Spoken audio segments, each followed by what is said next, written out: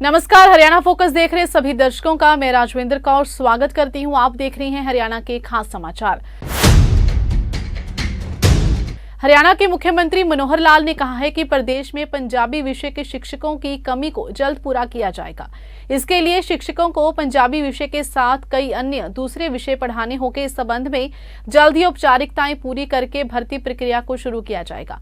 मुख्यमंत्री ने कुरुक्षेत्र जिले के गांव करहा साहिब में आयोजित जनसंवाद कार्यक्रम के दौरान जन समस्याएं सुनी। उन्होंने पंजाबी पीजीटी एचटेट पास करने वाले प्रत्याशियों की बातों को सुनने के बाद अहम फैसला लेते हुए कहा कि प्रदेश में पंजाबी विषय के शिक्षकों की कमी को जल्द पूरा किया जाएगा। इसके लिए शिक्षकों को पंजाबी विषय के साथ कोई अन्य दूसरा विषय पढ़ाना होगा। मुख्यमंत्री ने लोगों की शिकायतें सुनकर अधिकारियों को समाधान करने की आवश्यक दिशा निर्देश दिए। इस गांव में 55 लाख रुपए के विकास कार्य करवाए जा चुके हैं। उन्होंने कहा कि कुरुक्षेत्र जिले में 48,000 राशन कार्ड बनाए जा चुके हैं और गांव करहा साहिब में 470 राशन कार्ड बनाए जा चुके हैं। इसके अलावा रतनगढ़ ककराली के सरपंच द्वारा शिकायत रखी गई कि गांव में गौशाला के ऊपर से हाई वोल्टेज की बिजली की लाइन गुजरती है, जिसको हटवाने के लिए एक्सीएन बिजली विभाग से 1 लाख रुपए की राशि का एस्टीमेट लिया गया।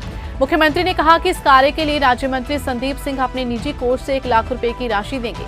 इस राशि को बिजली विभाग में जमा करवाना होगा ताकि उसकी समस्या का समाधान हो सके। जनसंवाद कार्यक्रम के बाद पत्रकारों से बातचीत करते हुए मुख्यमंत्री ने बताया कि कुरुक्षेत्र में 3 दिनों के दौरान गांव झांसा, नलवी, खरिंडवा, दुरहाला, ज्योतिसर, अभिमन्युपुर, बारना थाना और करहा साहिब में जनसंवाद कार्यक्रमों के दौरान लोगों की समस्याओं को सुना है। उन्होंने कहा कि केंद्र व राज्य सरकार की सभी योजनाओं को आमजन द्वारा खूब पसंद किया जा रहा है। पहले ई टेंडरिंग का काफी विरोध किया जा रहा था, लेकिन अब इससे भ्रष्टाचार पर अंकुश लगा है। ई टेंडरिंग के माध्यम से ठेकेदार सभी एस्टीमेट में से 30% कम पर भी काम करने को तैयार हो रहे हैं। इससे पंचायत को 2 से 5 लाख रुपए तक की बचत होगी और ये पैसा ग्राम पंचायत के विकास पर ही खर्च किया जा सकेगा। ये 3 दिन का मेरा कुरुक्षेत्र जिले का ये दौरा था और आज इसका समापन यहाँ करहा साहिब में हुआ है। 3 दिनों में मैंने विधिवत तौर पर तो 9 गांव, इसके अलावा और भी बीच बीच में गांव के अंदर जहां लोग मिलते रहे हैं, चाहे व्यक्तिगत रूप से, सामूहिक रूप से, ऐसे 14-15 गांव के लोगों के साथ मेरी बातचीत हुई है। लोगों की अपेक्षा होती है अपनी व्यक्तिगत समस्याएं अथवा गाँव की सामूहिक समस्याएँ, ये सब बातें लोग रखना चाहते हैं। उन्होंने अपनी डिमांड्स जो लिख के दी हैं उसके ऊपर एक पर विचार करेंगे और हर ऐसे दौरे में अगले 1 महीने के अंदर उसकी जो डिमांड्स फिजिबल होंगी उनको देख करके और उनकी डिमांड के हिसाब से उसको हम घोषणा करेंगे, ताकि गांव के जितने भी काम हैं, खास करके वहाँ की सड़कें हैं, पानी का विषय है, तालाब के विषय हैं, स्कूलों के विषय हैं और कहीं कहीं नशे को चेक करने के लिए, रोकने के लिए भी हमको शिकायतें मिली हैं, ताकि जो ठेके खुलते हैं गांव के बीच में ना खुलें, दूर खुलें। कुछ गांव की शिकायतें थी हमारे यहाँ खुलना ही नहीं चाहिए, हालांकि इस काम के लिए वो उनका जो डिमांड है, उनकी जो रिक्वेस्ट है वो लेट हो गए हैं, क्योंकि अभी तो इसी महीने हमारे नए जो एक्साइज के होने वाले हैं, जो ऑक्शन होने वाला है, तो उसके अंतर्गत अगले सालों में ये भी विचार करेंगे कि किसी गाँव में डिमांड है कि ठेका नहीं खोलना तो उसके ऊपर विचार किया जाएगा। तो ऐसे सब बातों को करते हुए और आज ये कार्यक्रम मेरा संपन्न हो रहा है। अब विशेष तौर पर ये जो गांव है करहा साहिब, हमने देखा ये दूर दराज का गांव एक माना जाता है, क्योंकि बिल्कुल कुरुक्षेत्र जिले का एक आखिरी छोर का ये गांव मारकंडा या शाहबाद या अपना घग्गर के किनारे इसको कह सकते हैं, इसके बाद तो पंजाब भी लगता है। और इस गाँव की विशेष बात ये है कि यहाँ के जो बाशिंदे लगभग 200 परिवार एक कोर्ट ऑर्डर के कारण से उनके ऊपर एक तलवार लटकी थी कि उनको अपने मकान खाली करने पड़ते। सरकार को उन्होंने कहा कि इनका रिहेबिलिटेशन कराना चाहिए। हमने फिर उसमें से रास्ता निकाल करके और एक ज़मीन, पंचायती ज़मीन खरीद करके और उनको वहीं बसाया गया जहां वो थे, तो रिहेबिलिटेशन भी उनका हो गया और कोर्ट के ऑर्डर को भी उस प्रकार से हमने पालना की। कोर्ट में हमको एक एफिडेविट देना पड़ा कि रिहेबिलिटेशन बाद में करने के बजाय हमने इसको पहले कर दिया है। तो इस प्रकार से इस समस्या का हल हुआ कि हमारी जितनी नई योजनाएं हैं उनको सबको पसंद कर रहे हैं, खास करके भ्रष्टाचार के ऊपर जो हम चोट कर रहे हैं। इस ई टेंडरिंग के बारे में और जितना विरोध आप लोगों के सामने भी दिखता था, बहुत विरोध हुआ, आप लोग प्रश्न करते थे, आज उसी ई टेंडरिंग को सरपंच स्वयं कह रहे हैं कि ये बहुत अच्छा स्टेप जो है सरकार ने लिया।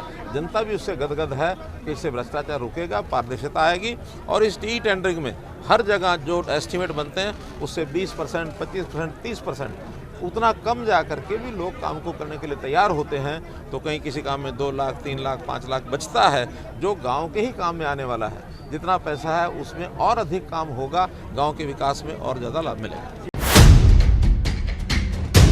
मुख्यमंत्री मनोहर लाल ने कुरुक्षेत्र जनसंवाद कार्यक्रम के दूसरे दिन अभिमन्युपुर गांव में आम जनता को बड़ी राहत देते हुए घोषणा की कि बीपीएल राशन कार्ड के लिए अब बिजली बिल की लिमिट को 9,000 रुपये वार्षिक से बढ़ाकर 12,000 रुपये तक किया जा रहा है। 12,000 रुपये तक के वार्षिक बिजली बिल वाले परिवारों को इसी महीने से राशन मिलना शुरू हो जाएगा। मुख्यमंत्री मनोहर लाल अपने कुरुक्षेत्र जनसंवाद कार्यक्रम के दूसरे दिन अभिमन्युपुर गाँव में खुला दरबार लगाकर आम जनता की समस्याएं सुन रहे थे। इस दौरान उन्होंने गरीब परिवारों को बड़ी राहत देते हुए ये घोषणा की कि 9,000 रुपये की बजाय अब 12,000 रुपये तक की वार्षिक बिजली बिल वालों को मुफ्त राशन का लाभ मिल सकेगा। मुख्यमंत्री ने बताया कि सरकार के पास एक सर्वे की रिपोर्ट ये थी कि 9,000 रुपये तक के वार्षिक आय वाले परिवारों की औसत आय 18,000 रुपये है, लेकिन अब सरकार ने ये तय किया है कि जिन परिवारों का कुल वार्षिक बिजली बिल 12,000 रुपये है उनकी औसत आय 18,000 रुपये मानी जाएगी। इसके साथ ही मुख्यमंत्री ने ये भी घोषणा की कि कल से ही सभी संबंधित विभागों के जरिए ये संदेश लाभार्थियों तक पहुंचा दिया जाएगा और जिन भी परिवारों का राशन 9,000 रुपये से अधिक बिजली बिल होने की वजह से कटा है, ऐसे परिवारों को इसी मई महीने से ही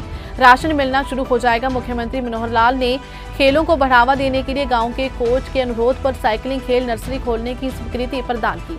इसके अलावा मुख्यमंत्री ने गांव में 158 लाख रुपए की लागत से बनने वाले खरीद केंद्र का भी शिलान्यास किया। इस दौरान गांव अभिमन्युपुर पर आसपास के गांव वासियों की मांग पर मुख्यमंत्री ने अभिमन्युपुर गांव से कुरुक्षेत्र विश्वविद्यालय तथा करनाल तक रूट बनाकर रोडवेज महाप्रबंधक को बस के आवागमन के निर्देश दिए। इससे गांव के विद्यार्थियों और आमजन को सुविधा मिलेगी। उन्होंने कहा कि गांव अभिमन्युपुर में लगभग 4 करोड़ 56 लाख रुपए के विकास कार्य करवाए गए हैं। इसके साथ साथ गांव में 72 युवाओं को सरकारी नौकरी मिली है, जो कि इस गांव के लिए बहुत बड़ी बात है। इनमें से 14 नौकरियां केंद्र सरकार की ओर से व 58 नौकरियां राज्य सरकार की ओर से दी गई। एक हमने कंडीशन लगाई थी कि भी जिनके परिवार का 9,000 रुपया साल का बिल आता है उसको मान लेंगे इसकी इनकम 180 से ऊपर हो गई है। बिल 9 से ऊपर तो इनकम 180 से ऊपर, क्योंकि एक सर्वे आया था, उस सर्वे में हमें किसी ने कहा कि ये एक फार्मूला है, हमने वो फार्मूला लगा दिया। लेकिन उसमें कुछ परिवारों का ध्यान में आया कि नहीं 9,000 वाले भी ऐसे हैं, 9 या 10 वाले जो 180 से नीचे हैं। तो मैं इसकी आज घोषणा कर रहा हूँ और आज ही कर रहा हूँ कि इस 9,000 के लिमिट को आज से 12,000 रुपए की जाए। कि अब 12,000 से नीचे अगर बिल होगा तो उसकी इनकम ही 180 से नीचे मानी जाएगी, 12 से ऊपर होगा तभी 180 से ऊपर मानी जाएगी। तो ये बहुत बड़ा एक राहत ऐसे लोगों का जिनके केवल बिजली के बिल के कारण से राशन कटे हैं, वो अपना बिल का हिसाब देख लें।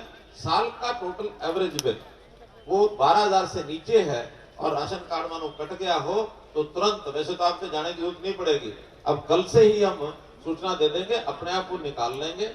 9 से 12 के जिसके कारण से कटे हैं वो 10,000 हो, 20,000 हो, 50,000 हो, वो सब के सब अगले महीने यानी ये जो मई का महीना है इसमें उनको राशन मिलना शुरू हो जाएगा। एक नई बात आज यहाँ गांव से मैं करके जा रहा हूँ। ऐसे ही old age pension, old age pension पहले 60 साल के बाद भी धक्के खाने पड़ते थे, मिलती नहीं थी। लेकिन अब हमने तय किया कि जिसके 60 साल हो गए, जिस दिन वो 60 साल का हुआ, अगले दिन से उसके खाते में पेंशन जानी शुरू हो जाएगी। कोई अब उसको एप्लीकेशन नहीं देनी पड़ेगी। और इस गांव में भी ऐसे 21 बुजुर्ग ऐसे हैं जिनको पिछले 3-4 महीने में जो 60 साल के हुए हैं और अपने आप पेंशन लग गई, अपने आप लग गई है। 21 लोग ऐसे हैं इस गांव के अंदर जिनको कहीं फॉर्म नहीं भरना पड़ा है। जीएम रोड को कहो कि यहाँ या इससे भी आगे कोई और गांव है, रूट बना करके और यहाँ से सुबह और शाम, सुबह यहाँ से जाने के लिए, दोपहर बाद यहाँ आने के लिए 1 बस 2 बस जरूर चलनी चाहिए ताकि विद्यार्थियों को जाने आने में दिक्कत ना हो। ये अगले 2 दिन में 4 दिन में शुरू कराओ इसको। खेल खेलनी है, उसके स्वास्थ्य के लिए, उनको फोनों से दूर रखने के लिए, फास्ट फूड से दूर रखने के लिए थोड़ा एक एक्टिविटी उनको दी जाए। तो मैं यही चाहूंगी कि मेरे गांव में साइकिलिंग की खेल नर्सरी शुरू की जाए। कितने बच्चों की होती है वो? 25 बच्चों की होती है। मैं चाहूँ थोड़े और बच्चों को उसमें ऐड किया जाए। पहले एक बार 25 की तो ठीक है ना? हाँ जी सर, ठीक है, 25 की एक नर्सरी मंजूर। Thank you.